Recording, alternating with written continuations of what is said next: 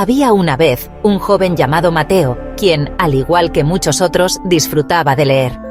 Pero a menudo, cuando leía un libro o un artículo, lo hacía de manera rápida, como si simplemente quisiera llenar su mente de información. Leía las palabras sin cuestionarlas, sin buscar el significado detrás de ellas. Solo quería avanzar al siguiente capítulo, o pasar a la siguiente página. Un día, en una clase de literatura, su profesor, el señor Ortiz, le dijo: «Mateo, la lectura no es solo pasar los ojos por las palabras. La lectura crítica es el arte de no solo entender lo que dice el texto, sino de cuestionarlo, analizarlo y ver qué está oculto entre las líneas. La lectura crítica te enseña a pensar, a comprender y a reflexionar». Intrigado por estas palabras, Mateo decidió embarcarse en un nuevo tipo de lectura. Comenzó a leer con más atención, a pensar en lo que leía y a hacer preguntas. ¿Por qué el autor eligió estas palabras? ¿Qué emociones y creencias están implícitas en el texto? ¿Quién está escribiendo y desde qué perspectiva? Estas preguntas surgían en su mente mientras leía y, con el tiempo, comenzó a notar un cambio.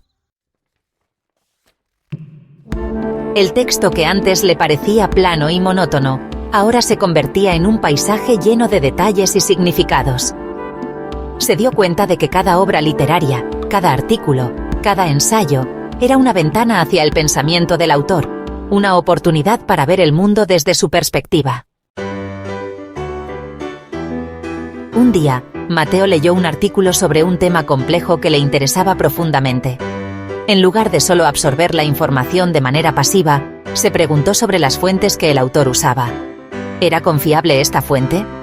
¿Qué agenda tenía el escritor al presentar los hechos de esa manera? Mateo se dio cuenta de que su mente había comenzado a despertar, a discernir lo que leía de una forma crítica y reflexiva. Ya no se trataba solo de leer para entender, sino de leer para cuestionar, para crear un diálogo entre lo que el texto decía y lo que él pensaba. Cada libro se convirtió en una conversación en su mente. A medida que avanzaba en su lectura crítica, Mateo también aprendió a reconocer sus propios prejuicios y creencias, lo que le permitió ser más abierto a ideas diferentes a las suyas. La lectura ya no era un monólogo, sino un diálogo continuo con el texto, y a veces incluso con otros lectores. Un día, mientras leía sobre la historia de una civilización antigua, Mateo comprendió algo profundamente significativo. No solo había comprendido los hechos, sino que había logrado ver las conexiones entre la historia, la cultura y las ideologías del autor. La lectura crítica le había dado una visión más rica y compleja de la realidad. No solo le había permitido entender, sino también cuestionar y participar activamente en el proceso de interpretación.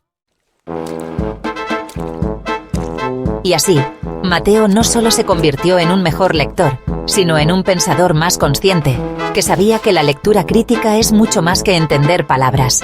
Es una invitación a profundizar, a cuestionar y a transformar la forma en que vemos el mundo. Fin.